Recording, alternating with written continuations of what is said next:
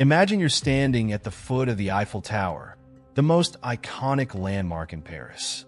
The year is 1925. You're not here as a tourist or an admirer of its iron majesty. You're here to sell it. You hold official-looking documents stamped and signed.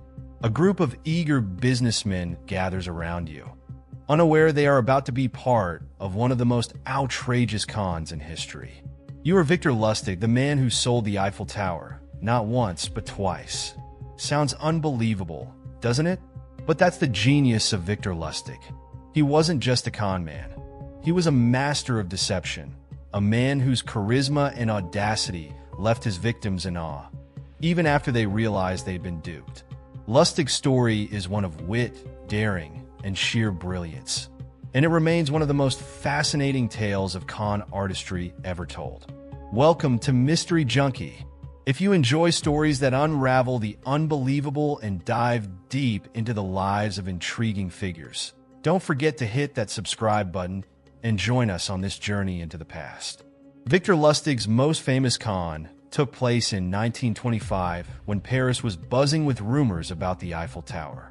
The iconic structure, built for the 1889 World's Fair, was expensive to maintain, and whispers of its possible demolition were circulating. Lustig saw an opportunity in this uncertainty. Lustig posed as a high-ranking government official from the Ministry of Posts and Telegraphs. He rented a luxurious hotel suite and sent letters, on forged government stationery, to prominent scrap metal dealers, inviting them to a confidential meeting about a lucrative government contract. At the meeting, Lustig explained that the government could no longer afford the upkeep of the Eiffel Tower and had decided to sell it for scrap. He emphasized secrecy, claiming public outrage could derail the plan. His smooth talk, elegant demeanor, and authoritative tone left no room for doubt. Among the attendees, Lustig identified his mark, André Poisson, a relatively inexperienced businessman eager to make a name for himself. Lustig played on Poisson's ambition, convincing him to pay a hefty sum for the rights to dismantle the Eiffel Tower. The moment the money exchanged hands, Lustig vanished, leaving Poisson to discover he'd been scammed. You'd think pulling off such an audacious scam once would be enough. But Victor Lustig wasn't just any con artist. He returned to Paris weeks later and set up the same scheme. This time, however, his potential victim grew suspicious and alerted the police. Lustig fled before he could be caught, escaping to the United States. Who has the nerve to sell a global icon twice? Victor Lustig did, and he did it with such confidence that his victims didn't just hand over money, they handed over trust. The Eiffel Tower wasn't Lustig's only claim to fame. He also ran a scam involving a money-printing box. Lustig would demonstrate the device, showing how it could seemingly print real currency. The truth?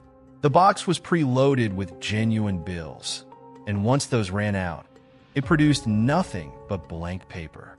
Victims paid enormous sums for these boxes, believing they'd stumbled upon a revolutionary machine.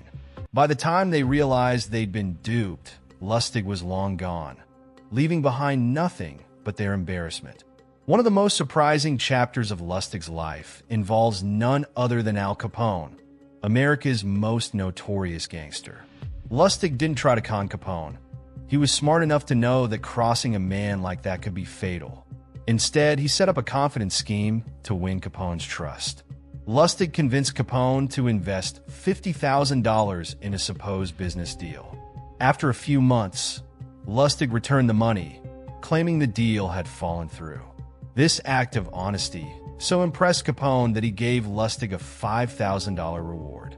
Imagine conning one of the most dangerous men in history, not for his money, but for his trust.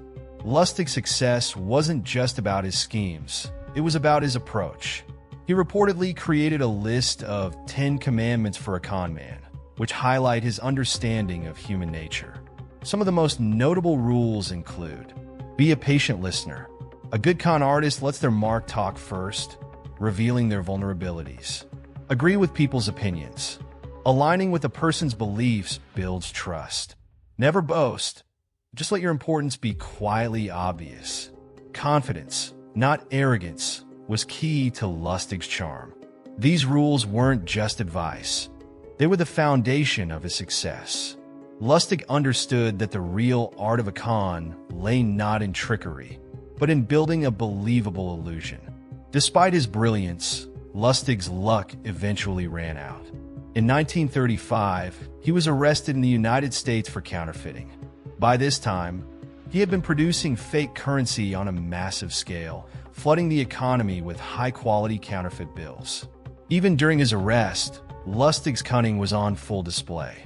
He managed to escape from custody by using a specially crafted device to unlock his cell. However, he was recaptured and sentenced to 20 years in Alcatraz, where he died of pneumonia in 1947. Victor Lustig's life raises a fascinating question. Was he a genius, or was he just a criminal? His schemes required intelligence, charisma, and an almost uncanny ability to read people. In another life, could Lustig have been a brilliant entrepreneur or diplomat?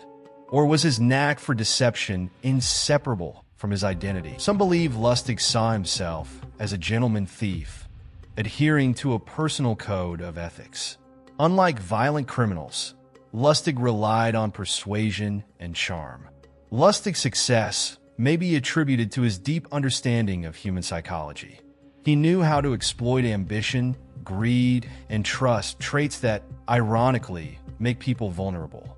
While there's no evidence Lustig gave to the poor, his non-violent methods and audacious schemes have made him a somewhat romanticized figure in history. Victor Lustig's story endures because it's more than just a tale of crime. It's a study of human nature. His ability to weave elaborate stories, build trust, and execute audacious schemes continues to fascinate. But his life also serves as a cautionary tale. Lustig's brilliance was ultimately his downfall. His schemes, while ingenious, hurt people financially and emotionally, and his legacy is a reminder that deception, no matter how clever, comes at a cost. Victor Lustig wasn't just a con artist.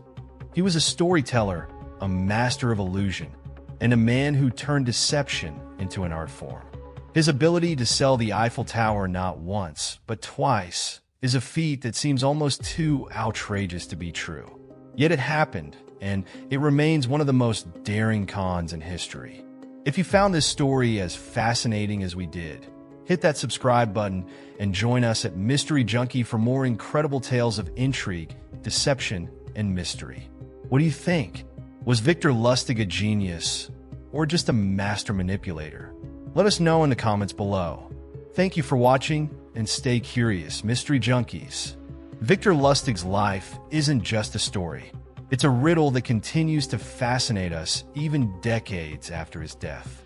How did one man, armed with nothing more than charm, wit, and an impeccable ability to read people, manage to pull off some of the most audacious cons in history? Selling the Eiffel Tower twice wasn't just a scam. It was an audacious work of art that left even his victims admiring the brilliance of his deception. But here's the question that lingers. Was Lustig truly evil, or was he simply a product of his time? He didn't rob banks or commit violent crimes. Instead, he manipulated human ambition, greed, and trust. His victims often handed him their money willingly, believing in the illusions he so masterfully created. Does that make him a thief, or a mirror reflecting our own vulnerabilities? Let's not forget his infamous money box scam, which left countless victims clutching blank paper, wondering how they could have been so easily fooled. Or his encounter with Al Capone, where he didn't take money, he earned trust. Think about it. How many con artists could walk away from the most dangerous man in America with both their life and a reward? That's not just cunning, it's legendary. And yet, his story isn't just about audacious scams.